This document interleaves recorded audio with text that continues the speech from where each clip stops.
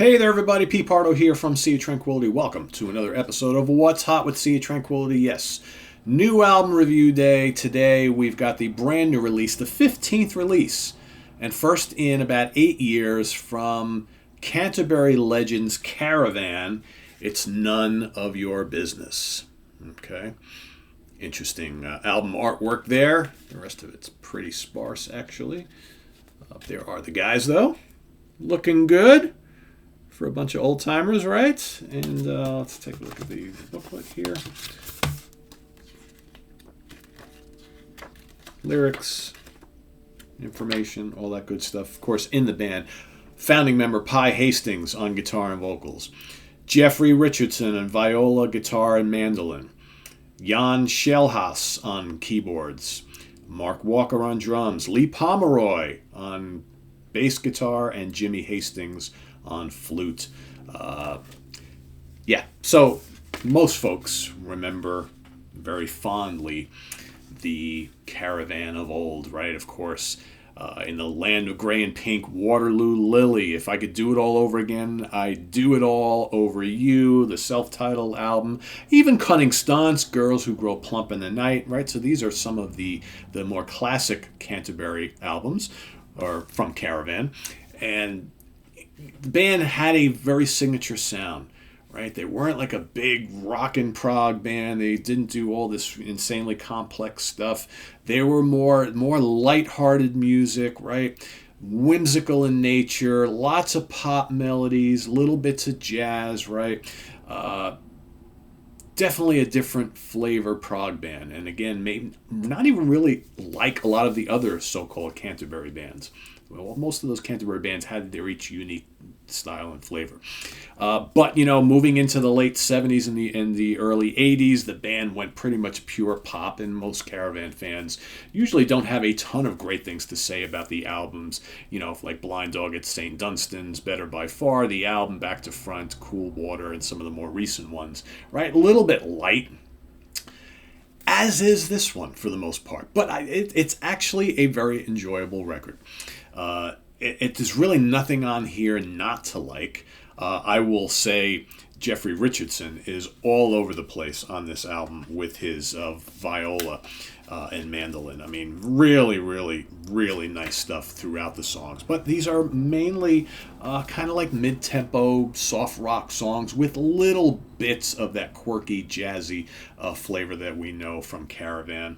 Down from London starts it off. That's actually a pretty cool tune. You got some nice guitar from Pi on that. Vocally, pretty good throughout most of the album, singing in a very kind of low-key manner, so there's not too much stretching trying to happen. But let's be serious, this is not in the land of gray and pink again. There's not these rampaging organ solos and all sorts of this big epic tracks and all that kind of stuff. It's not here. You've got the title track, It's None of Your Business, is really good. Ready or Not is of the on the album, probably the one like kind of up-tempo rocker. I think that's a pretty good song. It's catchy, got a good chorus. Spare Thought's a nice track. Wishing You Were Here, I'm not sure if I mentioned that before. Every Precious Little Thing, nice melodies on that. Again, you got that viola that's just kind of like wisps and soars throughout most of these songs. That's, to me, that's kind of like the MVP of the album, is hearing the viola. It just sounds really, really nice. Luna's Tuna is the final track. That is the lone instrumental. Again, pretty pleasant. Kind of proggy, sure, I guess. Pretty mellow. There Is You, If I Was to Fly, Every Precious Little Thing, and I'll Reach Out for You are the rest of the song titles on here. Again, it's pretty laid back.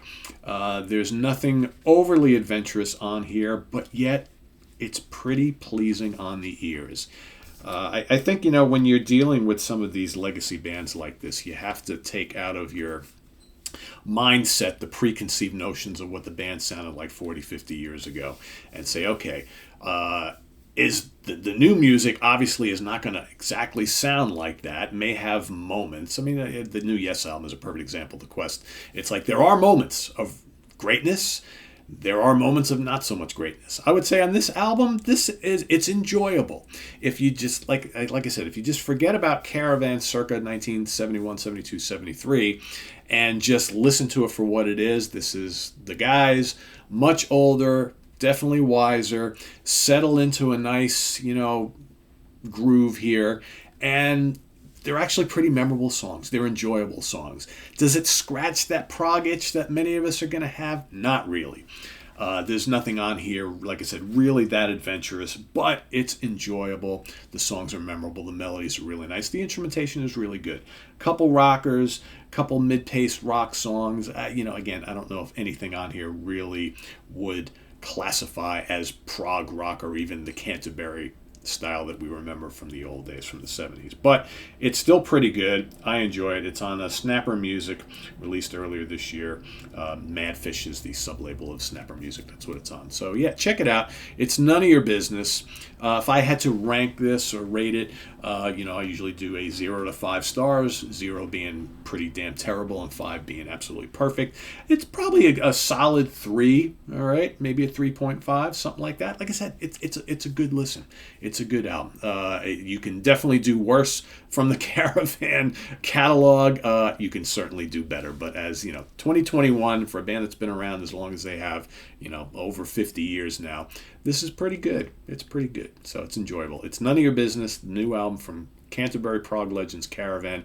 Check it out if you haven't already, and visit us on the web at www.seatranquility.org.